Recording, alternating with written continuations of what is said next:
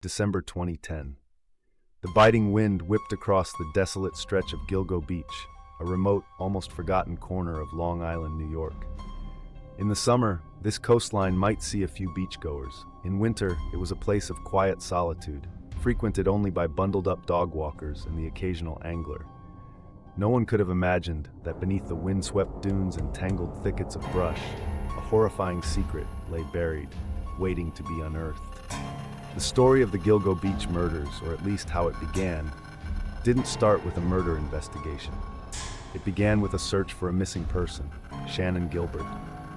Shannan, a 24-year-old sex worker from upstate New York, had disappeared in May 2010 after a client visit in the isolated community of Oak Beach, just a few miles down Ocean Parkway from Gilgo.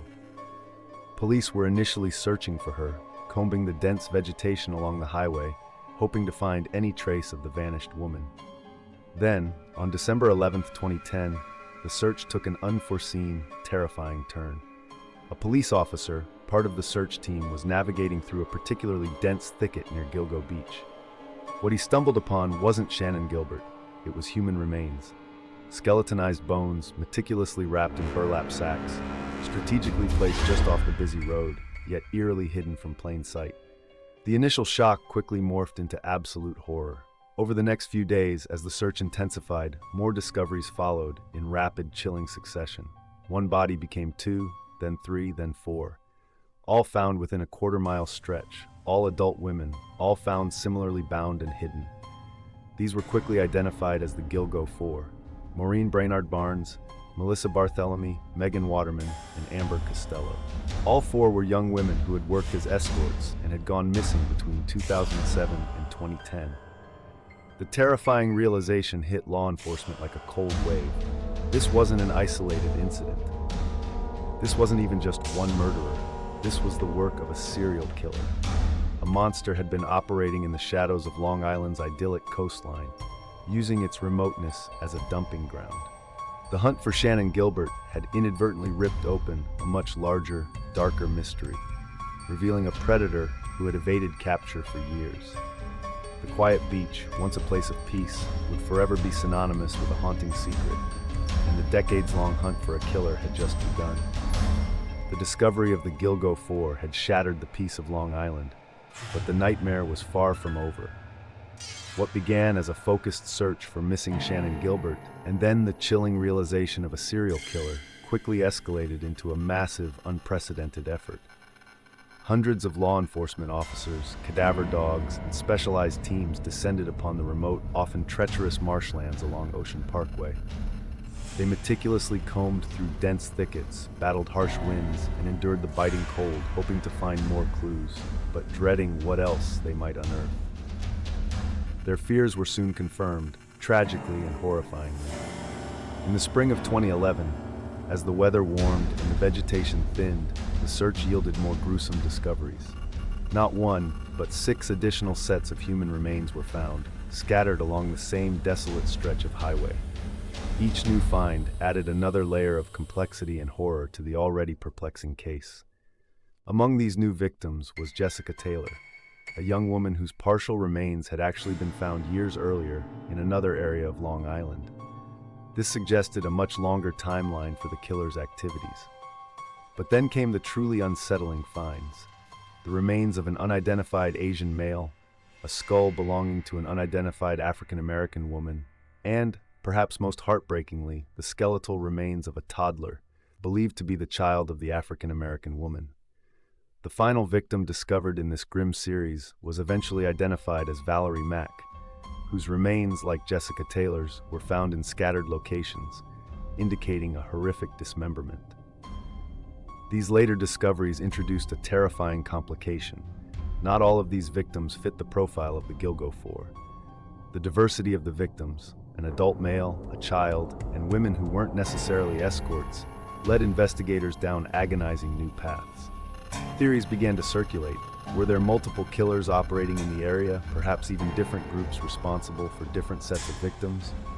Or was there a single monster, chillingly adaptable, changing their modus operandi to evade capture? The mystery deepened exponentially, pushing investigators into uncharted, dark territory. And what about Shannon Gilbert, the woman whose disappearance had started it all? Her remains were eventually found in December 2011, almost a year after the initial discoveries, in a much deeper marshy area far from where the others lay. But crucially, her death was later ruled undetermined by the police and not officially linked to the other murders. This contentious ruling fueled a separate layer of controversy and desperate questions from Shannon's family, who firmly believed she was another victim of the same predator. For nearly a decade that followed, the frantic search gave way to a frustrating silence. Despite thousands of tips, tireless work by dedicated detectives, and the constant agony of the victims' families, no arrests were made. The Gilgo Beach killer became an infamous, elusive figure, a phantom haunting the dreams of a terrorized community. The initial frenzy faded into a chilling cold case, leaving behind the haunting question: who was this monster, lurking in the shadows of their seemingly peaceful lives, and would they ever be brought to justice?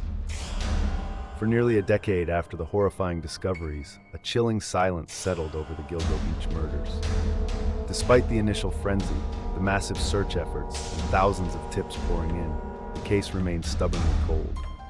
The families of Maureen, Melissa, Megan, Amber, and the other unidentified victims endured agonizing years, watching hope dwindle with each passing month. It felt as though justice was a ghost, forever slipping through their fingers.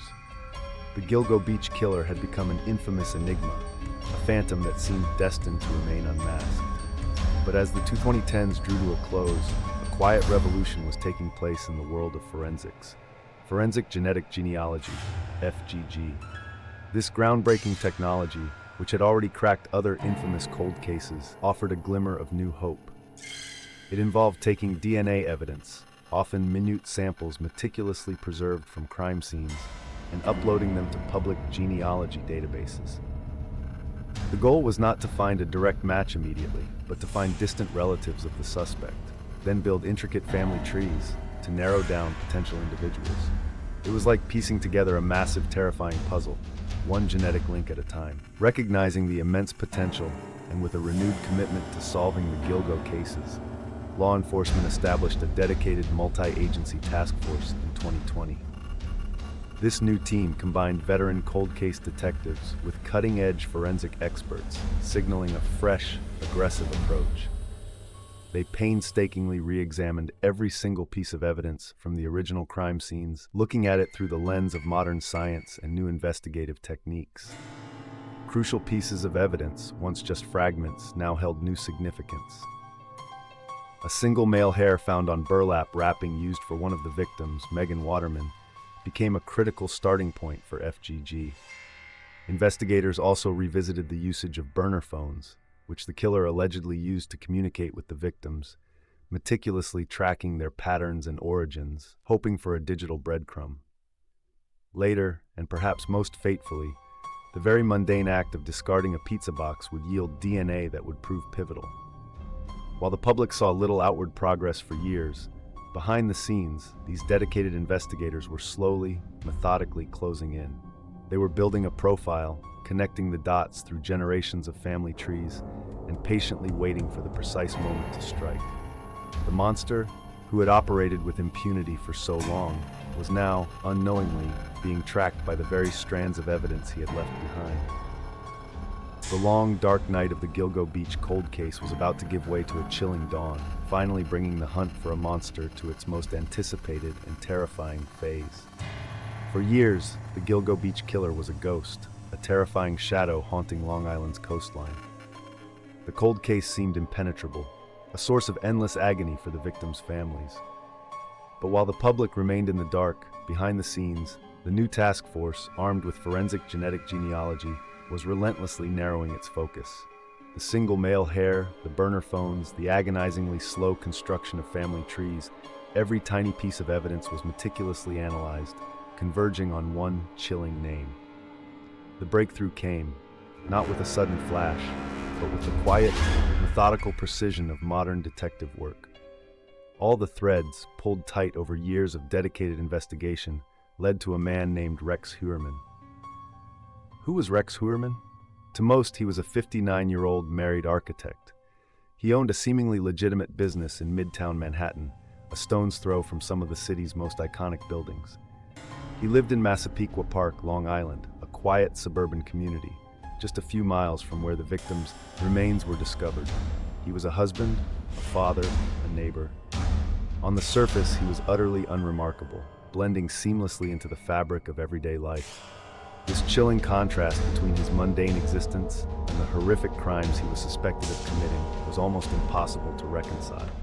For months leading up to his arrest, Hoorman was placed under intense, covert surveillance. Detectives watched his every move, patiently waiting for a definitive piece of evidence. And they found it. A discarded pizza crust from outside his office provided the crucial DNA sample. It was a mundane moment that would seal his fate, as the DNA from that crust allegedly provided a direct match to the male hair found on Megan Waterman, one of the Gilgo Four. The dramatic moment of his arrest came in July 2023. Hoorman was apprehended on a bustling street in Manhattan on his way to work. The news ripped through Long Island and across the nation, sending shockwaves of disbelief and a macabre sense of closure. The phantom killer of Gilgo Beach finally had a face, a name, and a seemingly ordinary life that belied a terrifying, hidden darkness. Rex Hoorman was charged with first-degree murder for the deaths of Melissa Barthelemy, Megan Waterman, and Amber Costello. He would later be officially charged with the murder of Maureen Brainerd Barnes as well. The allegations were chilling. He had used burner phones to contact the victims, meticulously planned his crimes, and discarded their bodies in plain sight, yet remained undetected for over a decade. The man who designed buildings and lived a quiet suburban life was now accused of being a brutal, calculated serial killer. The true nature of the monster hiding in plain sight had finally been exposed, turning a quiet architect's life into the center of one of the most infamous true crime stories in modern history. The arrest of Rex Hoorman in July 2023 sent a seismic shockwave through Long Island and across the true crime world. After more than a decade of agonizing uncertainty, the elusive Gilgo Beach killer finally had a face. Yet, even with a suspect in custody, the full story of the Gilgo Beach murders is far from over. The legal process for Hoorman is extensive and complex. He has pleaded not guilty to the murders of Melissa Barthelemy, Megan Waterman, Amber Costello, and Maureen Brainerd Barnes, the Gilgo Four. The case is currently in the discovery phase, a meticulous process where prosecutors and defense attorneys exchange vast amounts of evidence, forensic reports, and witness testimonies. This will undoubtedly be a long, high-profile trial, stretching well into the future as the pursuit of legal justice grinds forward. But even if Rex Hoorman is convicted for the Gilgo Four, the chilling reality is that there are 6 additional sets of human remains found along Ocean Parkway that have not been officially linked to him. These include Jessica Taylor, Valerie Mack, an unidentified Asian male, an unidentified African-American woman, and her toddler. This raises profound, unsettling questions. Is Hoorman responsible for these victims too, his methods simply shifting? Or even more terrifyingly, are there other killers still lurking, responsible for these additional deaths? This haunting ambiguity keeps the unsolved mystery alive, ensuring that the shadows of Gilgo Beach stretch far beyond one man's arrest. The impact of Hoorman's arrest on his own community, Massapequa Park, was immense. Neighbors described their shock and horror at realizing a suspected serial killer had lived among them for decades, a seemingly ordinary family man with a dark, unimaginable secret. The sense of violated trust and lingering fear transformed a quiet suburb into a focal point of morbid fascination. Investigators continue to meticulously sift through every aspect of Rex Hoorman's life, especially his digital footprint. His computers, phones, and extensive online search histories are being scoured for any evidence of other victims, hidden motives, or disturbing obsessions. The hope is that this digital trail will not only solidify the cases against him, but potentially uncover the full scope of his alleged crimes, identifying more victims and providing long-awaited answers. The Gilgo Beach murders will forever stand as one of America's most perplexing and horrifying true crime sagas. Even with an arrest, the case remains deeply unsettling, a grim testament to the darkness that can hide in plain sight and the agonizingly long road to justice. It's a permanent scar on the beautiful yet haunted Long Island coastline. A chilling reminder that even after a monster is caught, the echoes of their actions and the questions surrounding them can linger for generations.